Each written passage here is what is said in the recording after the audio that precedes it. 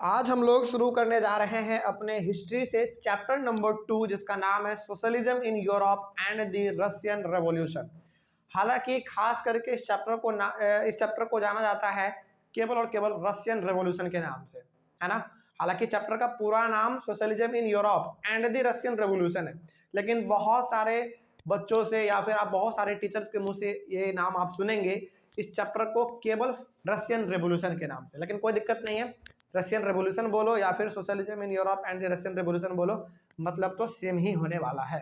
ठीक है, चलो जैसा कि हम लोग इस चैप्टर को शुरुआत करने वाले हैं तो पहले इसके हेडिंग पे हम लोग नजर डालेंगे कि आखिर है क्या, उसके बाद हम लोग इस चैप्टर को शुरुआत करेंगे। देखिए लिखा हुआ है सोशलिज्म इन यूरोप। सोशलिज्म का चलो यूरोप तो समझ में आता है, ये कंटिनेंट है ना। लेकिन सोशलिज्म का मतलब क्या होता है? सोशलिज्म का मतलब होता है समाजवाद। क्या होता है? अच्छा, सोशलिज्म को ना थोड़ा सा तोड़ दो।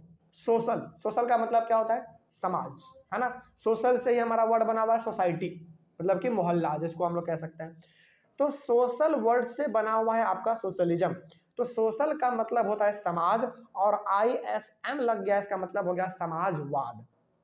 ठीक है, तो यूरोप में समाजवाद किस प्रकार से था? अब आपके मन में सवाल आ रहा होगा कि सर समाजवाद का मतलब क्या होता है ना।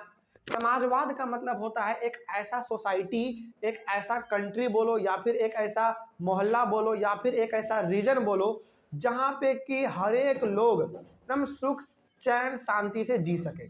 ठीक है, यानी कि वहाँ के लोगों के पास वोटिंग राइट हो, वहाँ के लोगों के पास राइट टू लाइफ हो, राइट टू फ्रीडम हो, राइट टू स्पीच हो, राइट टू रिलीजन हो, यानी कि जितना भी प्रकार का एक आदमी को बेनिफिट मिलना चाहिए यदि वो सारा बेनिफिट मिल रहा है तो हम लोग उसको कहेंगे सोशलिज्म। बात समझ में आ गया? अब तो सोशल वर्ड से निकला हुआ है आपका सोशलिज्म, और सोशलिज्म का मतलब होता है समाजवाद। तो एक ऐसा समाज, एक ऐसा सोसाइटी या फिर एक ऐसा रीजन या फिर ऐसा एक एरिया या फिर एक ऐसा कंट्री या फिर एक ऐसा कंटिनेंट जहाँ पे कि हर एक लोगों के पास एकदम बिल्कुल समान अधिकार हो, मतलब कि कोई भी ऊंचा नहीं कोई भी नीचा नहीं, इस प्रकार के समाज को या फिर इस प्रकार के विचारधारा को हम लोग कहते हैं सोशलिज्म। ठीक है, तो किस प्रकार से यूरोप में हर लोगों को बराबर राइट मिला, किस प्रकार से यूरोप में हर लोगों को राइट टू वोट मिला, इन सब चीज़ों के बारे में ही हम लोग इस पूरे चैप्टर में पढ़ेंगे। तो अब आपको लगता है कि मेरे हिसाब से अब आपको सोशलिज्म इन यूरोप का मतलब समझ में आ गया होगा। तो बेसिकली हम लोग यूरोप में ये पढ़ने वाले हैं कि यूरोप में हर एक प्रकार के लोगों को, चाहे वो गरीब हो चाहे अमीर हो, उसको वोटिंग राइट कैसे मिला, उसको right to freedom, right to speech, right to profession, right to religion, यानी कि तमाम प्रकार का अधिकार उसको किस प्रकार से मिला यूरोप के लोगों को, ये हम लोग पढ़ेंगे। तो ये हो गया हमारा सोशलिज्म इन यूरोप का मतलब। एंड द रशियन रेवोल्यूशन, ये उसी प्रकार से है जिस प्रकार से आपने चैप्टर नंबर 1 में पढ़ा है, द फ्रेंच रेवोल्यूशन, है ना। तो फ्रेंच रेवोल्यूशन में आपने फ्रांस के बारे में पढ़ा था, रशियन रेवोल्यूशन में आप रशिया के बारे में पढ़ेंगे, कोई डाउट नहीं। तो ये चैप्टर में बेसिकली हम लोगों का जो पूरा नज़र रहेगा, हमारा जो पूरा कॉन्सेप्ट रहेगा इस चैप्टर में, वो रहेगा यूरोप और रशिया के ऊपर। ठीक है, तो रशियन रेवोल्यूशन को थोड़ा सा हम लोग विस्तार से एक बार बात कर लेते हैं। जैसा कि पहले चैप्टर में आपने पढ़ा फ्रेंच रेवोल्यूशन में आपने देखा कि लुई 16 राजा रहते हैं, उसको फिर वहाँ से हटा के उसको फांसी पे लटका दिया जाता है ना। कोर्ट उनको सजा सुनाता है और फिर उनको फांसी पे लटका दिया जाता है। उसी प्रकार का कुछ स्थिति हमारा रशियन रेवोल्यूशन में भी होने वाला है। ठीक है, तो चैप्टर बहुत ही मजेदार है। जिस प्रकार से आपने चैप्टर नंबर 1 पढ़ा फ्रेंच रेवोल्यूशन, उसी प्रकार से हमारा ये चैप्टर भी होने वाला है। अब तो कोई डाउट नहीं आता समझने में। तो चैप्टर का इंट्रोडक्शन मेरे हिसाब से अब आपको समझ में आ गया होगा कि हम लोग इस चैप्टर में क्या बात करने वाले हैं। ठीक है, लेकिन इस बात चैप्टर को शुरुआत करने से पहले ना हम 2-3 चीज़ें आपको और बता देना चाहते हैं ताकि इस चैप्टर को समझने में आसानी हो। ठीक है, देखिए जिस समय के बारे में हम लोग पढ़ने वाले हैं, चाहे वो यूरोप के बारे में हो चाहे रशिया के बारे में हो, जिस समय के बारे में हम लोग इस चैप्टर में पढ़ेंगे उस समय पे यूरोप में खास करके 3 प्रकार के लोग थे। समझिएगा, यहीं से हमारा चैप्टर स्टार्ट होता है। जिस समय के बारे में हम लोग इस चैप्टर में पढ़ेंगे उस समय में खास करके यूरोप में 3 प्रकार के लोग थे, यानी कि 3 प्रकार के लोग थे। तो तीनों का विचारधारा अलग होगा, तीनों का सोच अलग होगा, है ना। तो 3 प्रकार के लोग थे। उनमें से हमारा पहला था लिबरल्स, दूसरा था रेडिकल्स और तीसरा था कंजर्वेटिव्स। ठीक है, ये तीनों किसी आदमी का नाम नहीं है, ये तीनों का तीनों ऐसे विचारधारा का नाम है जो कि इस चीज को फॉलो करता है। मतलब कि ऐसे कोई लोग हैं जिसका विचार कुछ और है, उसको हम लोग लिबरल कह देंगे, किसी का विचार कुछ और है उसको हम लोग रेडिकल कह देंगे, किसी का विचार कुछ और है उसको हम लोग कंजर्वेटिव कह देंगे। लेकिन आपके मन में सवाल आ रहा होगा कि सर लिबरल किसको कहेंगे, रेडिकल्स किसको कहेंगे, कंजर्वेटिव किसको कहेंगे, तो ये सारा कुछ हम लोग इस चैप्टर में जानने वाले हैं। ठीक है, तो ये आप मान के चलिए कि जिस टाइम पीरियड के बारे में हम लोग पढ़ने वाले हैं इस चैप्टर में, उस टाइम पीरियड पे यूरोप में खास करके 3 प्रकार के विचारधारा वाले लोग थे, यानी कि 3 प्रकार के लोग ऐसे थे जो कि अलग अलग चीजों के बारे में अपना अलग अलग सोच रखते थे। ठीक है, तो वहीं से आपका पहला टॉपिक भी शुरुआत हो जाता है जिसका नाम है लिबरल्स, रेडिकल्स एंड कंजर्वेटिव्स। इसके पहले ना आपके एनसीईआरटी बुक में जो लिखा गया है वो बेसिकली इंट्रोडक्शन लिखा हुआ है कि पहले चैप्टर में आपने क्या पढ़ा हुआ तो हम बता ही दिए हैं आपको, है ना। चलिए, तो अब हम लोग इस चैप्टर को शुरुआत कर सकते हैं। सबसे पहला टॉपिक यदि आपका है तो वो है लिबरल्स, रेडिकल्स एंड कंजर्वेटिव्स, यानी कि 3 प्रकार के लोगों के बारे में अभी आपको हम बताएंगे कि उस समय पे यूरोप में खास करके किस किस प्रकार के लोग थे और कैसा कैसा वो सोच रखते थे। तो चलिए शुरू करते हैं, टॉपिक शुरू करते हैं। सबसे पहला है आपका लिबरल्स, है ना। लिबरल्स कौन लोग होते हैं, उनका कुछ खासियत है, जानते हैं इसके बारे में क्या होता है। देखिए, liberals wanted to bring change in society. Liberals वैसे लोग थे जो कि समाज में एक बदलाव चाहते थे। अच्छा हाँ, एक चीज और बता देते हैं आपको, जिस टाइम पीरियड के बारे में हम लोग पढ़ने वाले हैं ना, उस टाइम पीरियड में अधिकतर कंट्री में मोनार्की सिस्टम था, यानी कि राजा महाराजा वाला सिस्टम था। ठीक है, इस चीज को भी आप ध्यान में रखिएगा। तो 2 चीज आपको ध्यान में रखना है इस चैप्टर को पढ़ने से पहले। पहला बात तो ये ध्यान में रखना है कि यूरोप में उस समय पे 3 विचारधारा वाला लोग थे, पहला ये बात ध्यान में रखना है। और दूसरा बात ये ध्यान में रखना है कि जिस टाइम पीरियड के बारे में हम लोग पढ़ने जा रहे हैं, जिस समय के बारे में पढ़ने जा रहे हैं, उस समय पे राजा महाराजा वाला सिस्टम चलता था, जैसा कि हमने चैप्टर नंबर 1 लुईस 16 के बारे में पढ़ा था। ठीक है, तो वैसा ही यहाँ पे चलने वाला है, तो उसी के बारे में हम लोग पढ़ेंगे।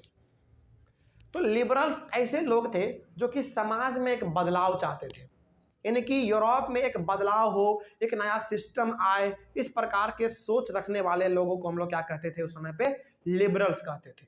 ठीक है, अभी हम लोग लिबरल के बारे में ही पूरा बात करने वाले हैं। तो लिबरल्स वैसे लोग थे जो कि समाज में चाहते थे कि एक नया बदलाव आए, एक नया चेंज आए। ठीक है, तो वो लोग हमारा लिबरल का सोच था। उसके बाद liberals wanted secularism. It means every religion is equal and anyone can follow any religion. Liberals जो थे ना, वो सेक्युलरिज्म को फॉलो करते थे, यानी कि सेक्युलरिज्म वो चाहते थे। और सेक्युलरिज्म का मतलब होता है एक ऐसा कंट्री जहां पे हर एक प्रकार के रिलीजन को इक्वल इंपॉर्टेंस दिया जाए और जिस आदमी को जो रिलीजन फॉलो करना हो वो उसको फॉलो कर सकता है। एग्जाम्पल यदि हम लेना चाहें तो हम एग्जाम्पल अपने भारत का ले सकते हैं। जैसे भारत में हमारा मुख्य 4 धर्म है, यानी कि 4 रिलीजन है, हिंदू, मुस्लिम, सिख, ईसाई। तो क्या यहाँ पे 4 धर्म है, तो क्या 4 धर्म में से किसी एक धर्म को, यानी किसी एक रिलीजन को स्पेशल पावर मिला हुआ है क्या? कुछ नहीं, चारों रिलीजन हमारा भारत में बराबर है। तो यहां से हम कह सकते हैं कि India is a secular country, है ना। तो इसी प्रकार का विचारधारा, यानी कि इसी प्रकार के सोच रखने वाले लोग हमारे कौन थे? लिबरल्स थे। तो लिबरल्स का ये कहना था कि यूरोप एक ऐसा कंट्री बने, यूरोप एक ऐसा कंटिनेंट बने जहां पे कि हर एक प्रकार के रिलीजन हो और हर एक प्रकार के रिलीजन के रहने वाले लोग हो, उसको जो रिलीजन फॉलो करना है वो रिलीजन वो फॉलो कर ले, उसके ऊपर कोई दबाव ना हो। तो बताओ यहाँ पे लिबरल्स का सोच अच्छा है या बुरा है? बिल्कुल अच्छा है ना। तो लिबरल्स पहला तो क्या चाहता था कि समाज में बदलाव आए, दूसरा ये चाहता था सेक्युलरिज्म। सेक्युलरिज्म का मतलब हर एक प्रकार का धर्म हो, उसको किसी प्रकार के धर्म को ज़्यादा पावर या फिर कम पावर ना हो, मतलब सबको बराबर पावर हो और जो आदमी जो रिलीजन को फॉलो करना चाहे वो उसको फॉलो कर सकता है। ठीक है, ये चाहता था हमारे लिबरल्स लोग। आगे बढ़ते हैं। Liberals opposed the uncontrolled power of dynastic rulers. Dynastic ruler यहाँ पे क्यों कहा गया मालूम है? क्योंकि हमने आपको पहले ही कहा कि उस समय पे हमारा जितना भी जगह था उस समय पे राजा महाराजा वाला समय चल रहा था। मतलब कि कोई राजा है, कोई वहाँ का प्रजापति है, इस प्रकार का सिस्टम चल रहा था। तो चूंकि राजा महाराजा वाला सिस्टम था उस समय यूरोप में, तो राजा महाराजा उस समय पे अपना पावर का गलत इस्तेमाल करता था। किसी को फांसी चढ़ा देना, किसी को मौत के घाट उतार देना, किसी को गोली से उड़ा देना, इस प्रकार का उस समय पे चलता रहता था। तो इस चीज के खिलाफ थे हमारे कौन? लिबरल्स लोग। बात समझ में आ रही है? तो यहाँ पे हम लोग अभी जो कुछ पढ़ रहे हैं, इससे तो हमको यही चीज मालूम चलता है कि लिबरल्स लोग बहुत ही अच्छे विचारधारा के लोग थे, है ना। तो लिबरल्स लोग ये चाहता था कि जो राजा महाराजा लोग अपने पावर का गलत इस्तेमाल करता है, अनकंट्रोल पावर अपना चला रहा है, इसको ये कम कर दे। ये हमारे लिबरल्स लोग चाहते थे। उसके बाद they wanted the rights of every individual against government. यहाँ पे गवर्नमेंट का मतलब क्या है? गवर्नमेंट का मतलब यहाँ पे राजा महाराजा, ठीक है, जो कि हमारे उस समय पे थे। तो लिबरल्स लोग ये भी चाहते हैं कि हर एक आदमी के राइट को प्रिजर्व किया जाए, यानी कि हर इंसान को वो अधिकार मिले जो उसको मिलना चाहिए। बात समझ में आ रही है? कोई डाउट या समझने में? अच्छा, जैसे हमारे भारत में हर एक आदमी के पास क्या है? राइट टू फ्रीडम है, राइट टू स्पीच है, राइट टू इक्वालिटी है, राइट टू रिलीजन है ना, ये सब है ना। इसी प्रकार का लिबरल्स भी चाह रहा है कि यूरोप में रहने वाले लोगों के पास इन तमाम प्रकार के राइट्स आ जाएं, ठीक है, जिसके ऊपर किसी भी प्रकार का गवर्नमेंट यानी कि राजा महाराजा का कोई कंट्रोल ना हो। तो यहाँ पे हम लोगों को यही तो मालूम चल रहा है कि लिबरल्स का अच्छा सोच है, ठीक है। आगे बढ़ते हैं। They wanted a government which is elected by the people.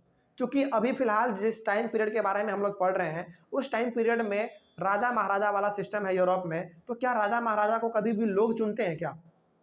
नहीं, लोग कभी भी उसको नहीं चुनते हैं। वो तो फैमिली मेंबर, जैसे मान लीजिए कि मेरे पिताजी यदि राजा हैं, यदि वो बूढ़े हो गए तो हमको राजा बना देगा, लोग हमको स्वीकार भी कर लेगा। यानी कि वहां पे लोगों के द्वारा चुना नहीं जाता था। जैसा लुईस 16 चैप्टर नंबर 1 याद कीजिए। क्या लुईस 16 को लोगों ने चुना था क्या? नहीं, उनको तो उनके दादा ने, परदादा ने, जो भी उनका बाप था, उन्होंने उनको राजा बना दिया। तो लिबरल्स लोग क्या चाहते हैं? लिबरल्स लोग यहाँ पे चाहते हैं कि गवर्नमेंट बने, लेकिन गवर्नमेंट किसके द्वारा बने?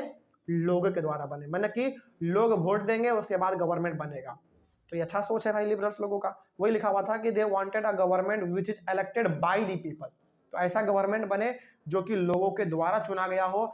ये नहीं कि बाप का मन कर गया कि बेटा को राजा बना दे तो राजा बना दिया, ऐसा नहीं, ठीक है। तो लिबरल्स का यहाँ पे अच्छा सोच हम लोगों को नजर आ रहा है। दे वांटेड अ गवर्नमेंट, अच्छा ये तो हो गया।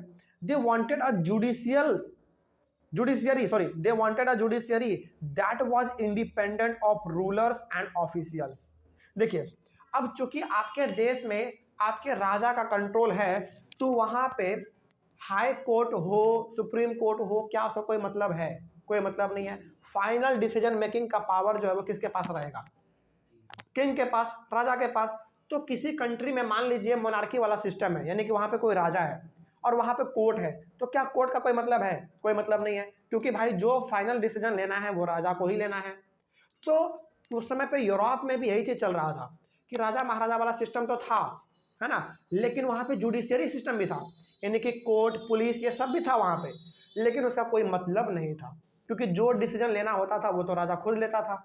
तो यहाँ पे लिबरल्स लोग ये चाह रहा है कि ऐसा एक जुडिशियरी हो, एक ऐसा जुडिशियरी सिस्टम हो जो कि पूरी तरीके से इंडिपेंडेंट हो, मतलब कि आजाद हो, उसके ऊपर किसी भी प्रकार के लोगों का कोई दबदबा ना हो, किसी प्रकार के रूलर्स का या फिर किसी प्रकार के ऑफिसर्स, ऑफिसर मतलब ऑफिसर, किसी प्रकार के लोगों का उस पर कंट्रोल ना हो। जैसे हमारे इंडिया का हम लोग बात करें तो हमारे इंडिया में सुप्रीम कोर्ट है, हाई कोर्ट है, क्या इनके ऊपर किसी का पावर चलता है?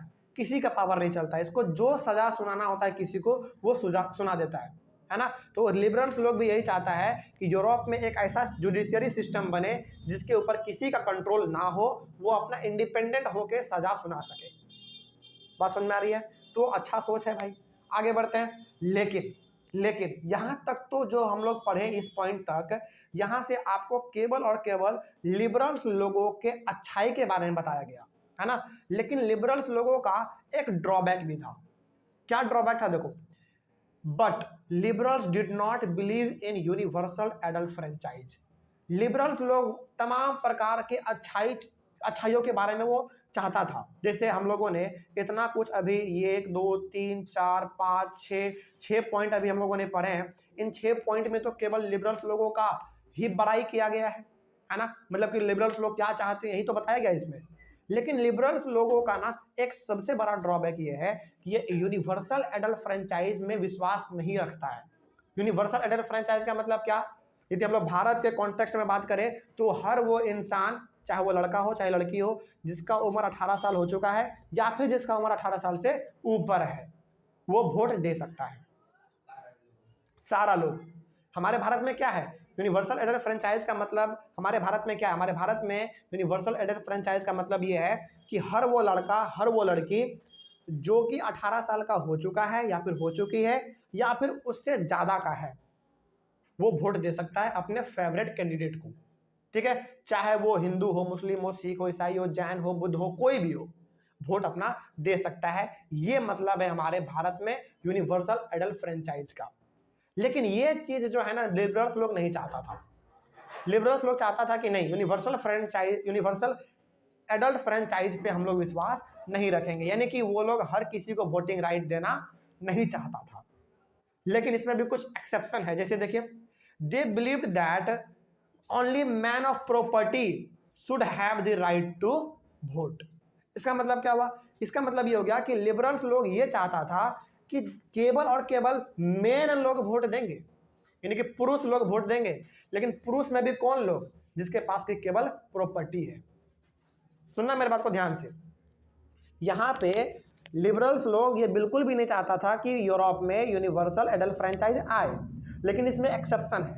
एक्सेप्शन क्या है? वो लोग ये चाहता था कि वोट केवल वही लोग दे सकता है जिसके पास की प्रॉपर्टी है, पहला कंडीशन ये। और दूसरा कि केवल मेन होना चाहिए, वोमेन को तो बिल्कुल भी नहीं। ठीक है, वही बात यहाँ पे लिखा हुआ है। उसके बाद they also did not want the voting right for women, और वोमेन को तो वो वोट देना ही नहीं चाहते थे, वोटिंग राइट देना ही नहीं चाहते थे। चाहे किसी वोमेन के पास प्रॉपर्टी कितना ही ज्यादा क्यों ना हो जाए, वो वोट नहीं देगी। ये विचारधारा था किसका? लिबरल्स लोगों का। देखो, एक ये ना सवाल पूछा जाता है एग्जाम में, हम पैटर्न बता देते हैं एग्जाम में सवाल कैसे पूछेगा। आपसे सवाल ये पूछेगा कि यूरोप में लिबरल्स लोगों का क्या मतलब उनका इच्छा था, वो किस प्रकार से सोसाइटी को इमेजिन कर रहे थे, किस प्रकार के सोसाइटी के बारे में वो लोग इमेजिनेशन कर पा रहे थे।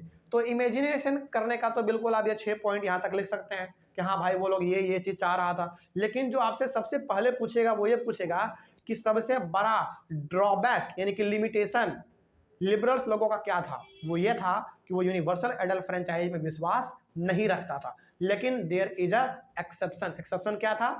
कि केवल वही लोग वोट देंगे जिसके पास की प्रॉपर्टी है और वो मेन होना चाहिए। ये विश्वास रखता था कौन? लिबरल्स लोग, कोई डाउट नहीं। और वोमेन को तो अधिकार ही नहीं था, पूरी तरीके से उसको अधिकार नहीं था वोट देने का, ऐसा विश्वास था। यानी कि इस प्रकार का विचारधारा था किसका? लिबरल्स लोगों का। ठीक है, तो अब मालूम चल गया होगा आपको कि लिबरल्स किसको हम कहेंगे। लिबरल्स वैसे लोग थे बेसिकली जो कि एक प्रकार से आप कह सकते हैं समाज में अच्छा ही चाहता था, भलाई चाहता था, समाज में चेंज चाहता था। ठीक है, ये हो गया हमारा लिबरल्स का मतलब। अब बात कर लेते हैं रेडिकल्स का।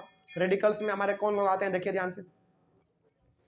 Radicals wanted a nation in which government was based on the majority of country's population। ये मतलब बहुत खत्म आदमी था ये लोग।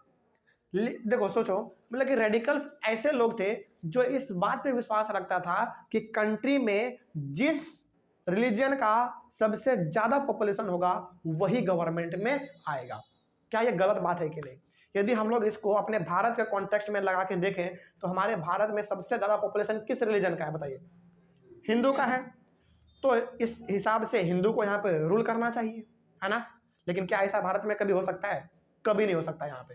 लेकिन यही सोच हमारा रख रहा है यूरोप में कौन लोग? रेडिकल्स वाले लोग। वो लोग चाहते हैं कि यूरोप में एक ऐसा गवर्नमेंट बने जो कि किसके द्वारा बनाया जाए?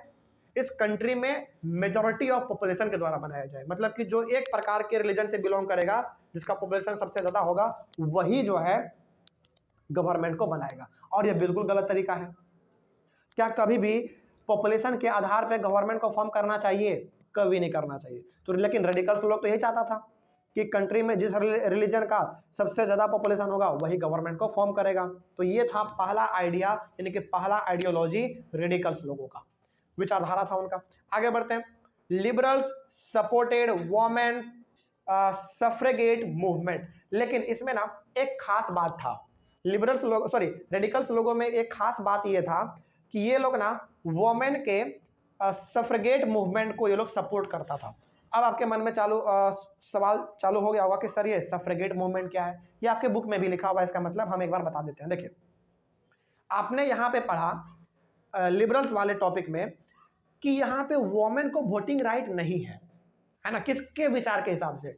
लिबरल लोगों के हिसाब से वोमेन को वोटिंग राइट नहीं देना है। तो अब जरा बताइए कि वोमेन को वोटिंग राइट नहीं देना है तो क्या वोमेन चुप रहेगी? कभी नहीं, वो तो अपने वोटिंग राइट के लिए आवाज उठाएगी ही उठाएगी। जिस प्रकार से आपने पढ़ा फ्रेंच रेवोल्यूशन में वोमेन को वोटिंग राइट नहीं था, लेकिन उन लोगों ने आवाज उठाया ना। उन लोगों को बाद में वोटिंग राइट मिला कि नहीं मिला? बिल्कुल मिला। बात समझ में आ रही है? तो उसी प्रकार से लिबरल्स लोगों के हिसाब से वोमेन को वोटिंग राइट नहीं मिलना चाहिए, ये उन लोगों का कहना था। लेकिन रेडिकल्स लोग क्या कहता था कि नहीं भाई, वोमेन को वोटिंग राइट मिलना चाहिए। बात समझ में आ रही है? तो वोमेन अपने वोटिंग राइट को अचीव करने के लिए जो मूवमेंट क्या करती थी उस समय पे, जो आंदोलन वो लोग चलाती थी, उस आंदोलन का नाम था सफ्रेगेट मूवमेंट। अब याद रहेगा? तो यहाँ पे मीनिंग भी लिख दिया है हमने सफ्रेगेट मूवमेंट का, a movement to give women the right to vote. तो वोमेन को उस समय पे वोटिंग राइट बिल्कुल भी नहीं था, तो वोमेन अपने वोटिंग राइट के लिए आंदोलन करती थी, आवाज उठाती थी अपने राजा महाराजाओं के खिलाफ। उसी मूवमेंट का नाम था सफ्रेगेट मूवमेंट। और इस मूवमेंट को सपोर्ट करता था कौन? रेडिकल्स वाले लोग, कि हाँ तुम लोग आगे बढ़ो, हम तुम्हारे पीछे हैं। इस प्रकार का सपोर्ट वो लोग करता था। आगे बढ़ते हैं, रेडिकल्स के बारे में और कुछ लिखा हुआ है। Radicals opposed the privileges of great land owners and wealthy factory owners. इसके साथ ही साथ रेडिकल्स लोग ना, मतलब कि जो बहुत बड़े बड़े जमींदार लोग थे उस समय पे यूरोप के। अब चूंकि भाई जमींदार लोग हैं, जैसे सपोज मान लीजिए कि यदि आपके घर में आपके पिताजी के पास 100 बीघा जमीन है, ठीक है, और भगवान ना करे, मतलब एक एग्जांपल के तौर पे आप मानिए बस कि आपके पिताजी के पास अभी फिलहाल 100 बीघा जमीन है, वो बूढ़े हो गए, उनका डेथ हो गया, तो ऑटोमेटिकली वो 100 बीघा जमीन आपका हो जाएगा। यानी कि आप बैठे बैठाएं 100 बीघा जमीन के मालिक बन गए, है ना। ये चीज क्या हुआ आपको? एकदम बैठे बैठाए आप मालिक बन गए। ये चीज के खिलाफ था रेडिकल्स पूरी तरीके से।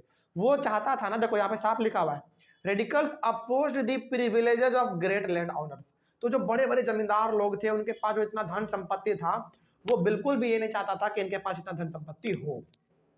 बात समझ में आ रही है? वो ये चाहता था कि धन संपत्ति इसके पास जितना भी है उनको गरीब लोगों में एक तरीके से बांट दिया जाए। ये किसका विचारधारा था? ये रेडिकल्स लोगों का विचारधारा था। साथ ही साथ जो भी बड़े बड़े वेल्दी फैक्ट्री ऑनर थे, फैक्ट्री ऑनर मतलब जो बड़े बड़े फैक्ट्री के, बड़े बड़े इंडस्ट्री के मालिक थे, उनके पास जितना धन संपत्ति था, उनके खिलाफ ये थे। अच्छा बताओ, आपके विचार से रेडिकल्स वाले का ये सोच गलत है या सही है? हम एक बार फिर से बता दे रहे हैं क्या सोच था इनका।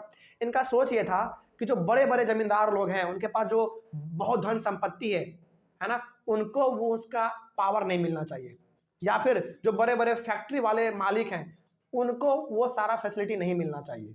तो बताओ, ये विचारधारा रेडिकल्स लोगों का सही था या गलत था?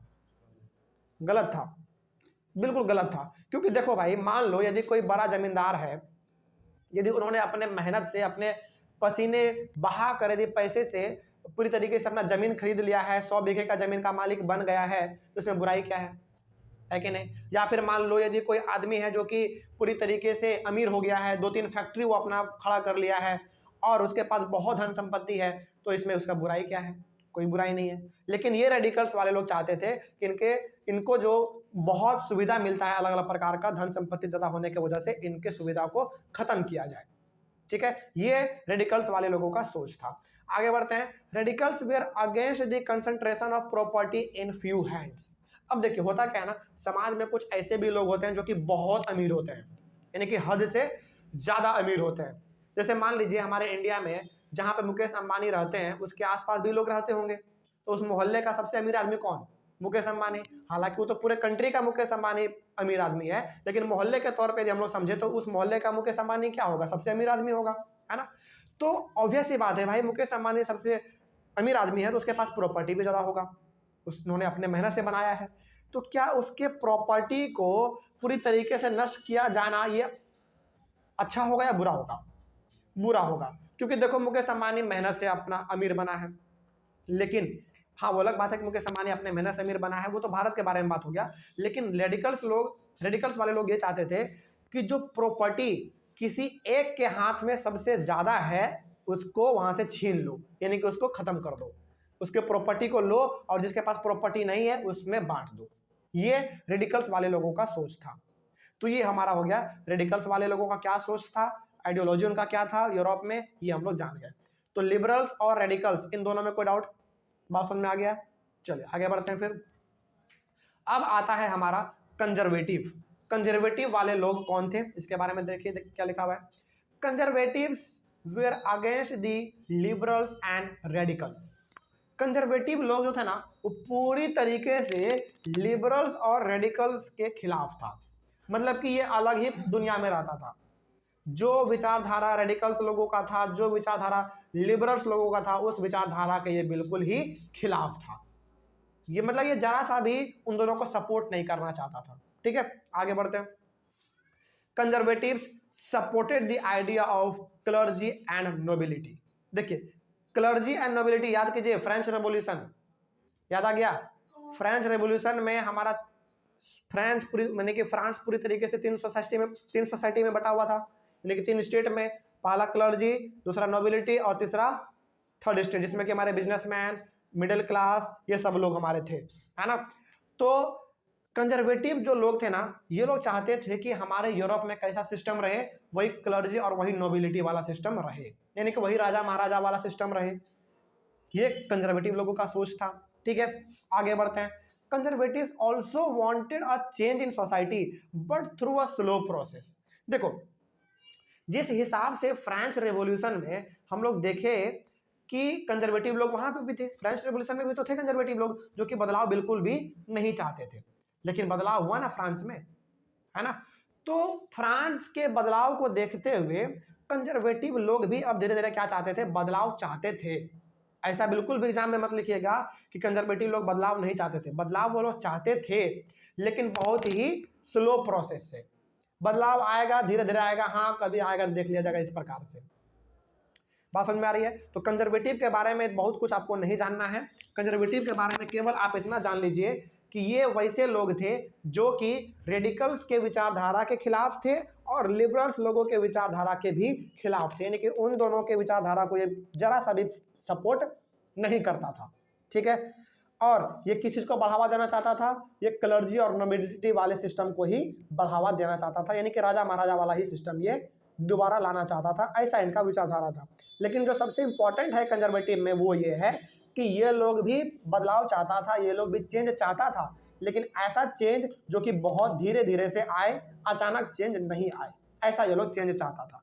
अब कोई डाउट नहीं। तो यहाँ पे बेसिकली हम लोगों ने 3 जो अलग अलग प्रकार के विचारधारा के बारे में हमने पढ़े हैं। पहला था आपका लिबरल्स, उसके बाद रेडिकल्स, उसके बाद कंजर्वेटिव। तो ये तीनों ऐसे ऐसे प्रकार के विचार रखने वाले लोग थे जो कि उस समय पे यूरोप में पाए जा रहे थे।